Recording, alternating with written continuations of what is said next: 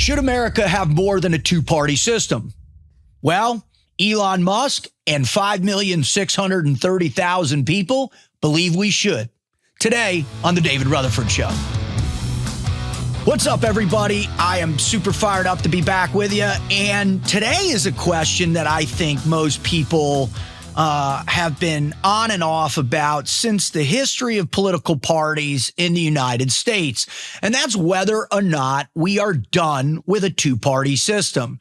Now, all of this is coming to fruition after Elon Musk posted on June 5th, after his little, what would you call that, Jordy? What would you call that? A little spat he had with the president, which came a little freak out. Or crash out, that's what they say. Yeah, a little crash out spat that took place on Twitter after the one big beautiful bill numbers came out. And what happened as a result is Elon Musk presented a poll on X, which by far is the number one news site in the world. And the number one site in many, I don't even know, 100 plus countries around the world. And he asked this: is it time to create a new political party in America that actually represents the 80% in the middle? And he had everybody vote. And guess what? 5,630,775 people voted. Now, guaranteed, probably these were people from around the world. These were not all Americans. These were, probably who knows who was voting. Many people maybe tried to vote multiple times or bot farms voted. Who knows what voted? But that's the biggest sample size that I think I've pretty much ever seen in this. And the result was on July 4th, Elon Musk announced that he was going to start a new political party and call it the American Party. Creative. Now, right? I mean, I think it's really creative. Now, why do we need this? Well, I mean, since our inception back in the day, Americans have always gotten frustrated in some way, shape, or form with the people that are leading them. And I think nowadays there are multiple things that have provoked the American public. I mean, obviously we saw an absolute collapse of the Democratic Party in the last three presidential election cycles. Why? I think the most obvious was that the DNC had the whole thing rigged. I think, once we saw Bernie Sanders get the shaft in 2016, basically, pushed out, and Hillary Clinton coming in. Then in 2020, we saw just a radical display of voter fraud, negligence, control. I mean, the presidential candidate supposedly won, 81 million votes, more votes in human history. And the dude never left his basement. And his cognitive disabilities were prevalent even back then. Everyone could see it, but somehow 81 million votes. And I can't wait till we get into that. And then obviously sharp as attack, though. He was sharp as attack. He's the best Joe Biden I've ever seen, right? Joe Scarborough and clan, right? And I love the mashups they have right now of all of that, man. Right? And then the mashups of the meltdown when they realize that Trump is winning. Oh my God! I've watched that more times than I want to admit. And then what happened, man? Then what happened to all those swing states? But that's a whole nother show, and we're going to get into that soon because that's beginning to come out, and it's going to come out with a vengeance here. My guess, it's going to come out with a vengeance probably 6 to 8 months prior to the 2026 election. And anyway, so, you have, and then he gets in office and now we see, the industrial censorship complex just explode. I was a result of that, right? I got censored. You had government working in conjunction with social media companies. Then you had the craziness of the DEI, the ESG stuff. Just everything went bonkers. And even people within that political party were like, wait a minute, this is not the old school Democratic Party that I support. They actually even became the Warhawks party, which is bizarre to me. The crazy thing is all of those were conspiracies that have now hardened into facts. Oh my God, yeah. They Well, start with like, oh, they're crazy people online just saying that. They're just making things up, all the right-wing extremists. And then just slowly, time after time, all the way up, culminating, I believe, when what Tulsi Gabbard just dropped on us. You just get the evidence. It just eventually, it comes out. And those conspiracy theories are just early facts.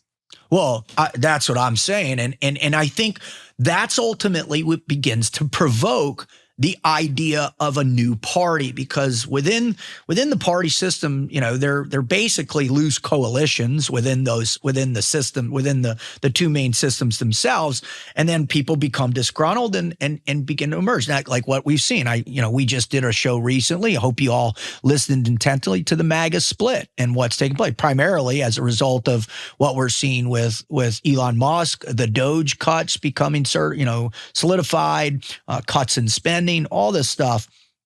And now you're seeing a disenfranchisement within those systems. Some of our foreign policy stuff lately. And that's what takes place throughout history. Now, the question has always becomes, can a third party emerge and have success within this juggernaut system that we have? And so today, what I really wanted to do was just kind of dig in, in a way that can give some context to the historical nature of it, and then also, within the system we have, what are some, decent options. This will be a good episode, because I need this episode, because admittedly, I'm pessimistic. I'm one of those people that goes, man, I would love another party. I see the problems with the two-party system. I get it. I get the whole argument. I haven't been convinced yet that we can have a third party because of the way, the majority votes, the way we vote versus the way Europe votes. And I just think that a third party, is it just going to, coalesce into one of the two existing ones to, have that much super majority or whatever it's called? I need it. You need to convince me. So I need this episode. Well, it's not only you, Jordy. It's also, you in your car right now, and driving in and going, yeah, what's going on? And I'm getting tired of both things. Why aren't we getting more government accountability? Why can't we prosecute the people involved in Epstein? Why can't we know, the corruption that went on with the Clinton Foundation? Why are we not seeing all this? And, I think a tremendous amount of people, including myself and you listening right now, you feel something's off. And that's for a multitude of reasons, but I think most notably, we have more access to information now than we ever have. And we've got a better way to analyze the probability of whether or not things can work or not. And so, first, before we get into it, you have to realize that nothing in the Constitution of the United States precludes there from being just a two-party system. There's nothing that says, oh, no, it only works with two-party. That's it. It just doesn't exist. Now, obviously, through different Federal Election Commission, FEC laws, different states have different processes to become eligible to be on a ballot, right? We saw that significantly with Robert F. Kennedy Jr., who ultimately, because the DNC was actually suing him, led by Mark Elias in his activities, basically saying, we're going to sue you into submission and not allow you to get enough signatures in order to be able to get on the ballot. Now, what's crazy is in some places, those signatures are as low as 1,000 signatures, right? And then in some places like California, it's 100,000 signatures. And then obviously what we've seen over and over is that these major parties and their the lawfare that they're capable of waging, they're going to do everything they can to prevent that, right? They really believe that he was a threat. So what he ended up doing, he ran as an independent. And the system has been known in a couple different ways. And one of the things, it's first past the post political system. That means, the person who ends up winning the majority of votes ends up collecting all of the electoral votes for the state. Now, states by no measure are bound to this type of structure. In fact, when you look at Maine and Nebraska, they have the option to give their electoral votes to divide them up, to give them who they want, which is a very interesting idea and something to consider as I talk about on the other end of this, or whether or not the American Party is going to gain any steam. One point, one slight detail I just want to throw in there for people who don't know about this, because I didn't very recently. It doesn't have to be the majority. It's whatever candidate has the most votes. Now, that might not be over 50%, right? But it's just the first one to get more than all the other people, even if that could be 10%. I mean, if you had a bunch of people. That's right. That's right. And that's a key indicator. And that's really, in overseas, that what they'll do is they'll divvy up seats based on percentages and highest and lows. And but not here, right? It's that goes back to that first past the post political system. There's a brilliant guy at Hillsdale College. I'm forgetting what his name is right now. Maybe we'll put a link. He's got a great little video on YouTube that we'll post in the notes here of this show that really kind of explains the basics of this system. Now, the idea is, what are the pros and cons versus this? Obviously, the pros are, it really drives incentive for the main system to be able, the main party to work in kind of a coalition-based framework, which, the Democratic Party since the 1950s has been, a grand coalition of all these different, and we saw it, considerably recently. We've got all these, the progressive wing, you've got, all these different groups, you've got Blue Dog Democrats, you've got the Squad, you've got all these, and they break down like that within Congress as well, right? We've got these caucuses that end up, kind of you having to convince to get a majority vote within the House or the Senate. The Freedom Caucus within the Republican Party, or, like I said, the Squad in the Democratic Party. So would the MAGA movement be an example of that?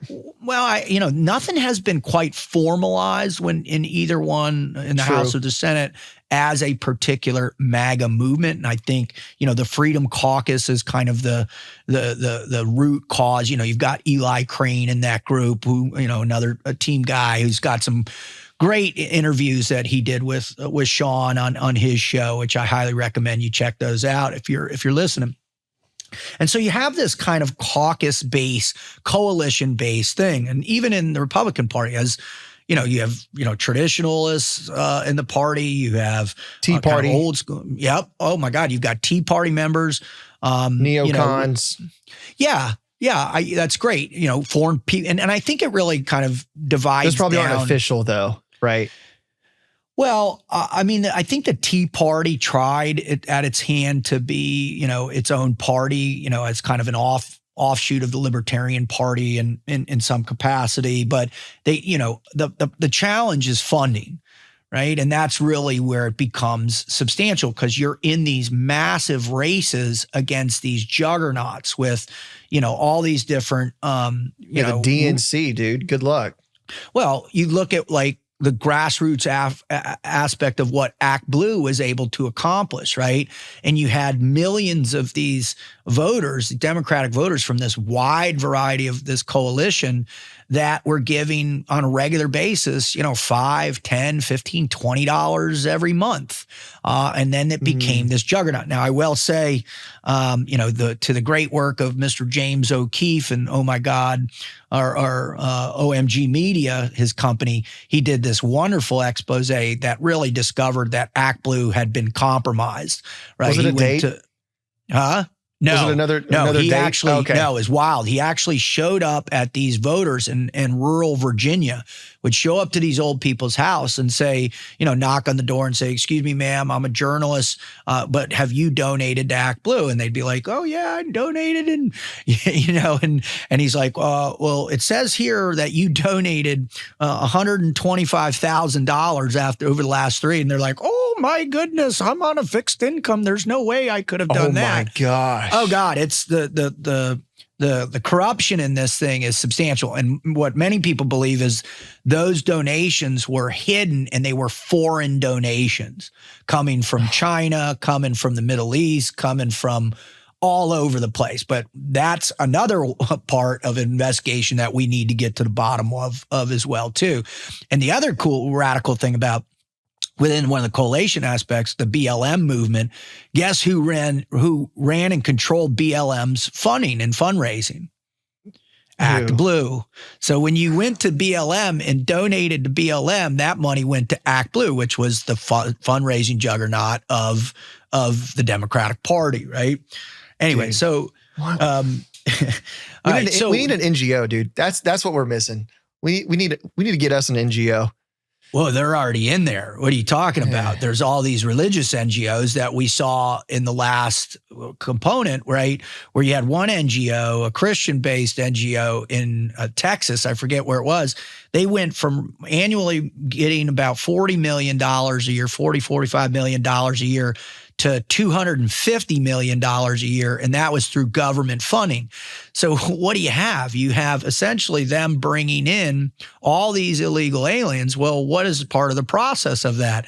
Well, you try and get them identification so they can work. Well, then what do? You take that identification, you go to the local registrar, and you register those people to vote based on their things. A huge thing just got busted down in Texas doing this. Like it was like 25 people within the Democratic Party that got busted for doing this. So, you have these systems. Obviously, there's so much money taking place. There's so much space for corruption. I think that's another aspect of why you're frustrated, like I am. I know the people that are listening are frustrated as well too. So one of the thing that this concept called party sorting. So if one party has a tendency to lean too far one way or the other, what you have is the breakdown of coalition. Then people just, are like, well, I'm not voting for that. I'm not being a part of it. And then you lose that consensus. Well, one of the things we've seen over the last 8 years or more than that, I would say probably we're going in 15, 16 years now, is this, the consolidated effort of the Democratic Party. Like they vote lockstep with each other, and they don't break those party lines, which has created this, pretty divisive system. But here's the deal. It's always been divisive. Like we have, I think the American public gets to a certain place and it's like, oh, no. Politics used to be cool. Like it was very regimented and all this. And that's all bull. Like, here, like I just found this out, based on this last election cycle that, back in the early 1900s, like senators didn't even run campaigns. They were appointed by the parties. Right. So like the RNC or the DNC or, whatever, the Bull Moose Party of Theodore Roosevelt, right. In early 1900s, like they would appoint, if you won, you appointed senators and they appointed who would get these positions. Wow. So there's a lot of nuance about this that I think is really creates a difficult hurdle to overcome if you're a new party. But we'll get into that, right? The other aspect is the idea of the direct primary. That really kind of ingrains the idea of this two-party system where you're going to run against another person. You win the primary, you get the voters in your area, in these districts, and you're good to go. You win the primary, you move in, you're the favorite. Now that's where we have this other thing that becomes very problematic for us as voters is the gerrymandering that takes place. And this takes place with all different types, right? Whether it's a faulty consensus by integrating illegal residents of America who have no place, justifying the differences of how many congressional seats a particular state gets, right? Then there's also within the states themselves, how they rearrange and gerrymander districts. And this is bipartisan, right? Like, I mean, yes, they both do this.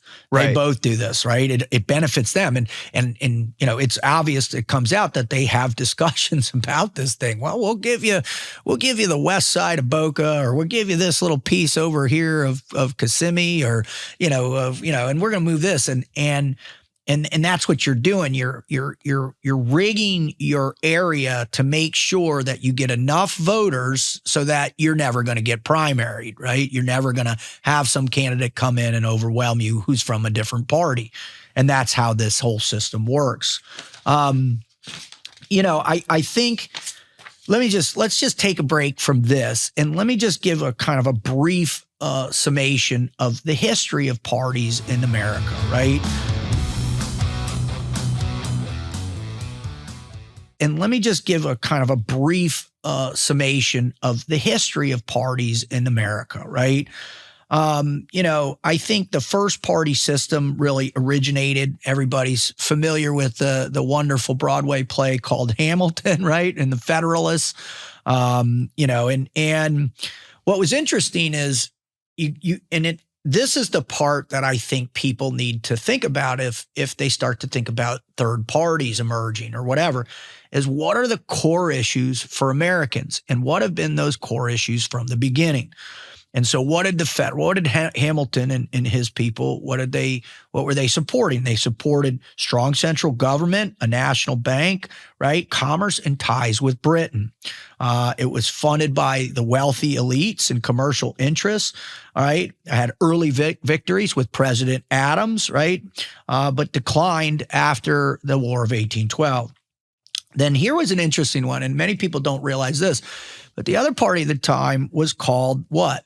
The Democratic Republicans. And this is essentially Jefferson and Madison, right? Were the champions of this emerging party. And they champion agrarian. Oh, I can never say this, dude. Agrarianism, right? That's states' rights and strict constitutional interpretation. Right. So that's key, to begin to understand. So it's money, states' rights, influence, right? Foreign policy, right? And this, this really was the system. All right. So when did the second party system emerge? And this was basically from 1824 to the 1850s. And you had the Democratic Party. Who was the big little trivia question for you, Jordy? Who was the first pipe hitter in the Democratic Party? Democratic, not Federalist. Not Federalists, not Democratic Republicans, but the Democratic Party. Dude, I'm going to embarrass myself if I answer this. I got no clue. Andrew Jackson. Oh, dog. Right? Who was a populist, right? Pro-states' rights, right? And it was all about this grassroots, small donations, large number of people. And they really, really connected with the people. And I think, also because he was a war hero, he was a badass. He was badass. When you do the research on Andrew Jackson, nothing other than he was a badass, right? Grew the country bigger than anybody else. Really a powerful. Well, you also had the Whig Party that emerged, right? And these are the opponents of Andrew Jackson, who were pro-federal investment people and infrastructure, and they were funded by the businessmen, right, and the elites. William Henry Harrison. But the party eventually was dismantled over, the concept of slavery. The third party system, 1850s to the 1890s, you had the Republicans, right? And who's the most notorious Republican in history? Abe Lincoln. Honest Abe Lincoln, right? Anti-slavery, pro-business, high tariffs. Kind of anti-central banking, systems, but high tariffs get other countries who want to deal with us to pay their fair share. And historic wins. That was the Industrial Revolution around that time, so we needed it, right? Yeah, well, it began, right? Early kind of 1840s, 1850s. Railroads started going big. Transcontinental commerce, shipping grew. Industrialization began. That's the only way we could compete probably as an emerging country. That's right. You need the tariffs, right? Yep, 100%. Why? Because the South was producing a tremendous amount of goods that were going overseas, right? Sugar, tobacco, Yes. all this stuff that was really, the juggernaut of the southern states. Then you had the Democrats, right? Regionally with urban Southern support, backed immigrant labor, rural interests, and fluctuation in power through the Gilded Age. Now, post Civil War, the Republicans really dominated all the way up and through that time, right? Through the Reconstruction era. Because they were anti-slavery and they won, right? Well, they pretty much demolished the old school system, right? And they had so much industrialization going, in particular beginning in the 1870s, 80s, and 90s, that the South, because it had been essentially decimated, these farms. I mean, they restructured and came back with a vengeance under those Jim Crow laws, and their economy collapsed because their cost of labor just went through the roof if you can't use slavery, obviously. That's right. Yeah, the North obviously would crush them because they had it was all industrial. That's right. All right. So within the 20th century, things really began to shift, right? I think what was interesting for me was you had, Teddy Roosevelt really kind of excelled at the turn of the century, based on kind of American might and industrialization. But what was interesting, badass. But he had very progressive views. And it was like, hey, let's get rid of child labor. Women's suffrage was a big thing. But after he came out, he went back into politics, and that's when he started. And this was really, in my opinion, the first of the 30 third-party candidates. And this was the Bull Moose Party, right? Which was the Progressive Party of 1912, because he lost the Republican nomination to Howard Taft. Right. So he run as this third party. So on women's suffrage, labor protections, direct democracy, regulation of corporations, right? He wanted to break up the monopolies. Well, what was crazy is that he won 27% of the vote, but he split the Republican vote. And that's where all these third party concepts come in. You have so much pressure. Well, all you're going to do is just split one side or the other, thereby losing all your momentum. There's no way you're going to pull from both parties, right? So he ended up losing, and then who'd we get? The great Woodrow Wilson, who gave us all kinds of wonderful, wonderful outcomes. World War I, the Federal Reserve Act, and income tax. Income tax. God bless Woodrow Wilson, right? You son of a bitch. All right. So that was really, in my mind, the first one of modern politics that began to emerge. They pretty much Democrats dominated politics all the way through FDR, World War I. Then you had Truman come in, Republican. And then right after him, Eisenhower, Kennedy, LBJ, and then finally in the late 60s, Nixon, But there were kind of this coalition that even gained strength. But even within the Democratic Party, there was some division. You had the Dixiecrats of 1948, led by Storm Thurmond. You had within the American Independent Party, led by George Wallace, the governor of Alabama, who was opposed to civil rights. What was crazy is that he won 13.5 of the popular vote and 46 electoral votes. Now, that's key to realize. Many people never even talk about him winning that many votes, right? Because it's the electoral votes. What everybody always wants to go is, people want to go to the most notable in modern history, which was Ross Perot. And they want to be like, well, Ross Perot run as an independent. He gained a significant, his 1992 run. He peaked at 19% in summer polls. In October, finished with 19% of the popular vote. But guess what? How many electoral votes did Ross Perot get, Jordy? Oh, no. I'm going to guess 10. He got 0. Nice. Right? Nailed it. If I was alive, I feel like I would have liked Ross Perot.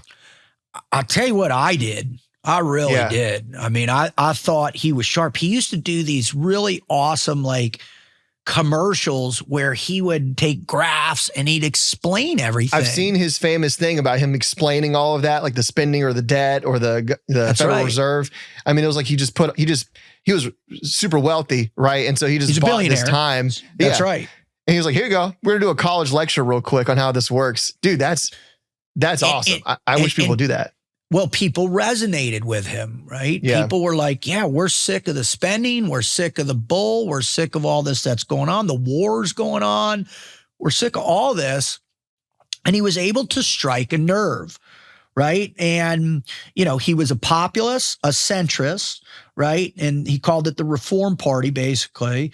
And it was an alternative to the Democratic Republicans. And his main thing was he wanted to balance federal budgets with deficit reduction. He opposed to corporate-driven trade deals. He wanted campaign finance reform. Campaign finance reform, term limits for Congress, which I know if you're listening, you want that. This guy. I want that, right? I mean, right? Government accountability and transparency. That would be nice, wouldn't it? Ross Perot 2028. Let's go. Exactly. Immigration controls, right? That's a big issue nowadays. And in 96, he ran again, but he only received 8.4% of the vote, not as strong as 92. I think people really loved Clinton. Yeah, Jesse Ventura, who actually ran, right, as a reform candidate and won the Minnesota governor's race. Now, that's a key indicator right there because states are the most vulnerable. And I'll get into that in a second, right?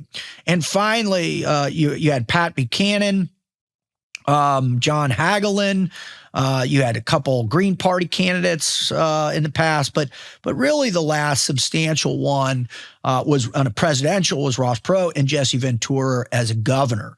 And then finally, where we're at today, on July 4th, Elon Musk announced that the American Party. Now, according to YouGov, 45% of Americans believe a third party is necessary, but just 11% would consider joining. A Quinnipiac University poll, 49% Americans say they would consider joining a third party, while only 17% say they are interested in the one created by Musk. CNN, 63% Americans favor third party, just 25% when Musk is involved. I guess those centrists on the Democratic side, once he got behind Trump, kind of ended that for him. Well, this reflects kind of how I'm feeling of this. Sounds like a great idea in theory, right? In theory, yes. I support this. Sounds like a great idea because, people usually line up with most of, maybe, but not all of people's opinions on each side of the aisle. And wouldn't it be nice in theory to have this third party that got everything I wanted? But I also have this other part of my brain. It's like the angel and the devil on my shoulder. The devil's like, yeah, but how practical is it? How realistic is it? Well, I'm going to tell you how realistic it is. Please tell me. There's actually a gentleman that did an extensive study on this and came up with something that is now known as the Duverger law. And is a principle in political science that explains the relationship between electoral systems and the number of viable political parties in a given political environment. Now, this is named after French political scientist Maurice Duverger, who developed this concept in the 1950s. The law posits that certain electoral systems tend to produce specific party systems and outcomes. Specifically, it suggests that a single-member district, plurality rule electoral systems, often called first-past-the-post, tend to favor two-party systems, while proportional representation, PR systems, tend to encourage multi-party systems. Now, you can look this up on ChatGPT or Grok 4, whichever is your fancy. And this guy gives a real deep dive on this. Now, there was one aspect I want to talk about, and that was the psychological effect. So the psychological effect refers to how voters and political actors adapt their behavior based on the electoral incentives, right? In the system that we have, voters often engage in strategic voting, choosing not to vote for smaller parties. They prefer to avoid, quote, wasting their vote, and instead supporting one of the two leading parties likely to win. For example, a voter in the U.S. who prefers the Green Party might vote for the Democratic candidate to prevent a Republican victory. Now, we saw that pretty extensively with Donald Trump, right? I mean, yes, anybody but Trump was a major thing, right? For the last 3 cycles, because they basically. On the flip side, I think on the flip side, a lot of libertarian leaning folks will probably going to vote Republican for the same exact reason. I think we saw that. You had major libertarians like Scott Horton, Dave Smith. Ron Paul ran as a Republican, right? Well, that's right. That's right. Right. He runs as a Republican, and if you dig into his stuff, which are some really amazing thing. My favorite aspect of him is federal deficits and ending the Fed. Love that. No new wars. Different focus on foreign policy. But again, the Libertarian Party is not going to be able to get the energy it needs via funds and a conciseness around the political system. Now, what's interesting to me is, when you see all that, you go to yourself, well, all right, we're stuck in this. And I know if you're like me and you see these and you get into it and you start reading about it, you start becoming a little depressed. All right, we are entrenched in this system and we can't break out of it. But again, I go back to the idea of why not. The fact is, if you look at both parties, and let's just start at 2002, a 2000 election. Let's just start there and go forward from there. And we've got, 25 years to evaluate in our political system. And what we have is both of those parties have done substantial damage to the American system. Now, granted, hold on, I'm going to give a caveat. My life is awesome. All right. I do a podcast for a living, right? I work for a large asset management company. My kids go to great schools, right? Got a sick buzz cut. I got a sick buzz cut, right? Dude, my life is awesome. And I want you to know, because sometimes I worry that my audience, who I know are incredibly pro-American, as am I. I mean, I raised my right hand. I volunteered to serve downrange. I served in many different facets. I am the guy that, screams America. I was just at a Zach Bryan concert in New York, right, at the MetLife Stadium. And, multiple times in this concert, the crowd broke out in USA, USA. So I'm there chanting. My kids are looking at me like, geez, what are you doing? I'm like, USA, So I bleed red, white, and blue. I am a diehard American. I love America, right? However, there are some pretty substantial things that have led me to be forced to present these questions. Right. And I think the big ones for me are some of our foreign policy fiascos, the Iraq war in particular, are the bailouts of 2008 was astonishing to me. I think the corruption that we've seen on both sides of the aisle. I think the Epstein thing is unbelievably detracting towards both political parties, because I think everybody was involved in this. Government spending, both parties. Well, that's it. That's the final one. I mean, what is the level of catastrophe that my children are going to have to suffer through, and yours too, right? Like, that's who's going to bear the burden of $38 trillion in debt. It'll blow up at some point. It'll be fine until it's not. And when it's not, it'll be very not okay. Well, I mean, last time we went into a crisis like this, we had 34 million people out of jobs during the Great Depression. This thing lingered for 10 years because of poor fiscal responsibility and these programs, and I mean, I think that would make the Great Depression look like a rainy day compared to what would come. Oh, I agree. If we have to default on our debt, or people stop using the US dollar, or the other route is hyperinflation. I mean, it would be like people would be begging for the Great Depression at that point. Well, think you go into, you're showing up and, all of your assets are gone. No bank has the money to pay your money, right? Nobody is holding, like the FDIC is insured. Like there's no way. If there's a bank run, there's a collapse. We saw a small collapse take place in regional banks, just a few years ago. 22, 23, around there. That's right. And so, with all of this going on and the madness of the ping pong back and forth of the current political systems, I actually would like to see what Elon Musk is going to do. Now, for,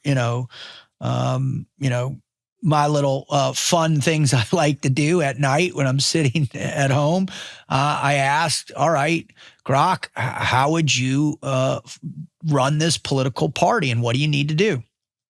Went through all the different FEC things that he had to do, all this type of stuff, campaign financing, finding the right political person, getting behind it, the messaging of the party, exactly and explicitly what they represent. And then the campaign in order to do that. And, it seemed logical to me. I mean, he could fund it, and he's a marketing genius. He's got that going for him. That's right. He controls, he's got, he doesn't have $200 billion liquid, but he certainly can cash in $10 billion worth of stock or wherever. He just posted something today that he believes in the next 10 years, Tesla could have a $25 trillion valuation. Once the robots come online, once all this stuff comes online, self-driving cars. I think he's right. Oh, I do too. There's no doubt. So, and with his new T-Mobile, I don't know if you saw this earlier in the week, his new T-Mobile agreement, essentially there's not a place on the planet that you're going to have a dead spot. Oh, from Starlink. That's right. So dang, I didn't see that. Stand by to watch T-Mobile. If you want to invest, I would invest in T-Mobile and Tesla here soon because that's what's going to take place. I'm actually thinking about doing it. I love Verizon. They give great deals. We've got great family plans, but to be able to have coverage everywhere in the world, you just can't beat that. So This is a guy that is many people have repeatedly, and I'm talking the most successful financial people in the world, inventors in the world, tech people, don't bet against Elon. No. All right. Don't bet. But if there's anything that's going to unify the DNC and the RNC, it's going to be a fight against a new emerging political party. Now, saying all that to say this, what we definitely need, though, is we need a greater sense that our politicians are not, abusing their power, right? Whether it's insider trading, whether it's government agencies and their spending. I mean, what was the funniest? I mean, I think the funniest thing I saw all week was just yesterday, Trump, or whenever it was, Trump went over to the new Fed construction and basically in front of Jerome Powell was like, a reporter asked, Trump goes, what would you do with one of your buildings if you win $1 billion over budget? And he goes, it's simple. I'd fire him. And, Jerome Powell, I've never seen Jerome Powell. He was just humiliated, dude. Bro, it was sweating. So fun. Sweating, right? And when you see things like that, and I see things like that, that's the thing that stirs this spark in you. You're like, enough already. What the hell? Why don't we have term limits? Why don't we have better control of our government spending? Why does the Pentagon fail an audit every single year? Why can't we know if there's gold at Fort Knox? Why can't, how does the Federal Reserve have secret meetings where they establish the rates? In fact, a group just filed an emergency lawsuit against them so that their meeting, I think next Tuesday, will be public, and we can actually watch their meetings and how they set interest rates and why. I didn't know that wasn't already true. That's insane. Yeah. I mean, think about the power and influence of what the federal funds rate is, the interest rate of the United States is, right? That influences the entire planet. And that's planned in a secret meeting that no one knows about with a few people in it. That's right. It's crazy. Right. Yeah. And why has the Federal Reserve never been audited? So these are the things that provoke this. This is the stuff that provokes a person who has the capability, the know-how, knowledge, and desire to begin to launch another party. It's not new. It's been done multiple times before. The last billionaire, Ross Perot, we saw Teddy Roosevelt, we go all the way back. But what I'm trying to say is that the American political system is ready for a little bit of a shakeup, right? To test the resolve of the two main party system, right? And I think that's a good thing. Do I think it's going to be successful? I'm not going to hold my breath. Is it possible for it to be successful? Anything's possible in the American spirit. Anything, including revolutions, civil wars, world wars, protests, you name it. Anything is possible when the American public has had enough. So, if you really want to get involved, like if you really believe that enough is enough, what many political scientists believe is get involved in the system that exists, right? Go volunteer on a municipal level. Get involved. Go run for city council. Run for city mayor. Do state elections. Go and involved in political. Get involved in the RNC or the DNC in your state, right? Become an electoral person, right? Get involved and try and make the changes internally. Because of the Duveze, right? The Duveze law. This is the system that it appears that we're stuck with, but with a guy like Elon Musk behind it, who knows? But again, the politics is in your hands. Again, to reinforce, nothing in the Constitution prevents a third party, and the states really have the overall ability to make huge changes in our political system. So get off your butt, get involved, and get out there. All right. Thank you so much. Yeah, that was pretty good, huh? That was all right. Good. You at least you moved me a little bit because you kind of called my bluff a little bit, and I at least have to ask, okay, why not? Even if I'm a little concerned or, not super hopeful about a third party, I can't allow myself, if I'm an American, which is a country that was started in a way that's way less likely than having a third party in the United States now, for that to be successful, right? I mean, the American Revolution was the most unlikely thing to be successful ever. If we can pull that off, you can at least ask the question, well, why couldn't there be, right? So I'll at least be open-minded to it. Yeah, I think we always have to. I think that's our duty as an American, is to ask, why can't we change the system? Right. It's part of it's. I think that's imbued with who we are. It's so funny, man. When I was up in New York, I took my children to the Metropolitan Museum of Art. It's one of my favorite places on the planet. Absolutely love.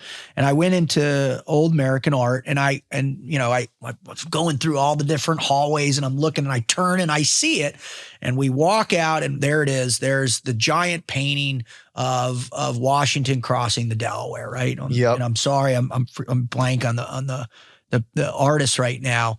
But I go, kids, come here, right here.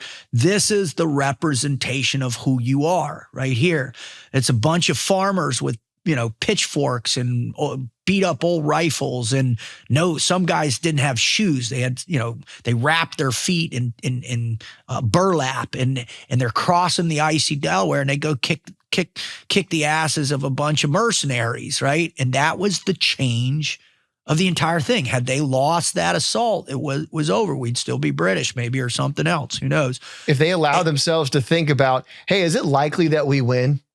That's right. they would never have crossed the Delaware. That's right. Absolutely not. And that's the thing I'm trying to teach my children. And that's what I want you to learn too. That's what I want you to remember inside of you. Inside every American is a person that has the capacity to question the system. And then not only question the system, but once you realize the system isn't what it is, to be able to stand up and make a change in the system. It all comes down to whether or not you have the grit, the determination, the focus, the effort, the obsession, and really the patriotic gusto to make that change. So that's what I'm hoping, Jordy, and we'll keep paying attention to this. I think 2026 is going to be wild. It's going to be an adventure unlike anything we've seen before. But, God bless America. Yeah. Amen. Amen. All right. Thank you so much. We appreciate you more than we could possibly imagine. If you're enjoying the show, what we really could use your help, and that's by leaving a comment, liking, subscribing, but more important, even beyond that, if you could just share the show with somebody you love. Share if you think there's anything to be gained from this, if you're learning something, if you like it, if you like what we're doing, just share the show with one person. Send them a link, go to Spotify, Apple, any other place, the iHeartMedia app, and just go to that little share button and share it to somebody who you think would benefit from any one of the different topics that we cover. And I know you guys are on Instagram or X, like DMing each other, like funny clips or cool clips or interesting things all the time. Like just go on our Instagram. It's at David Rutherford Show, or X is D Rutherford Show. Yeah. DM your friends some of our clips. There's a bunch of them coming out all the time. So do that. That's it. And just pique their interest, get them going. And that's awesome. And then if you could give us a follow, that'd be fantastic. All right. Here we go. Thank you very much. God bless you. I'm grateful for God. I'm grateful to Jordy, my family, and grateful to Christ. Booyah.